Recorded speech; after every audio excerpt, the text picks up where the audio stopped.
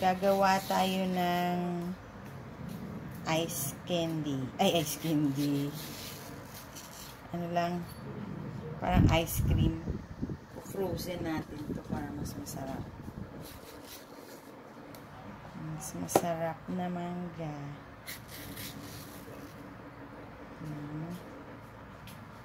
Para pag nag-shake tayo, mas masarap kasi malamig.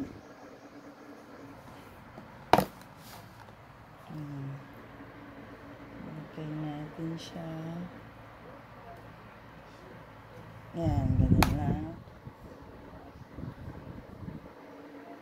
Para pag nag-shake ako, kukuha na lang ako sa para hindi siya mabulok pati. Mga 4 na ganyan, isang shake. Hindi ka na maya-maya balat pa. Kuha na lang, shake na lang. Ganun. Diba? Maganda yan. Para hindi ka na rin mabulukan ng mangga. Para mas magandang klase pa. Nasa ref na siya. Kasi pag antayin mo pang super hinog na bago i-shake, hindi na rin masarap ang lasa. Ito, mas maganda. Tamang-tama ang kanyang hinog. Tamang-tama ang tamis. Pag na-frozen na yan sa ref, ang sarap. Nalagyan na lang natin ng milk. Or, kung ano pang gusto nyo fruits na pwedeng ilagay, o kaya vegetables. Carrots dyan, pwede yan. Shake. Sarap. Sustansya pa. Kuha ang sustansya pag shake.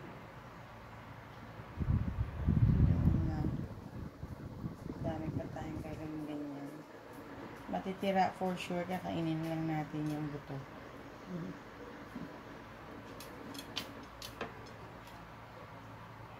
Puno mo lang natin yan. Frozen. Mga 2 Tupperware tayo. Gagawin natin yung 2 Tupperware. Yung puro buto na yan.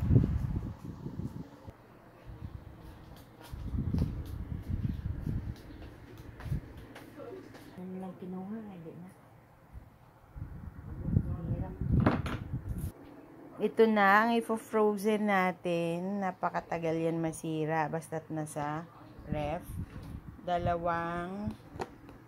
Tupperware. Tsaka isang lagay ng ice cream. Pero ganito karaming mangga. Kasi puro buto yan.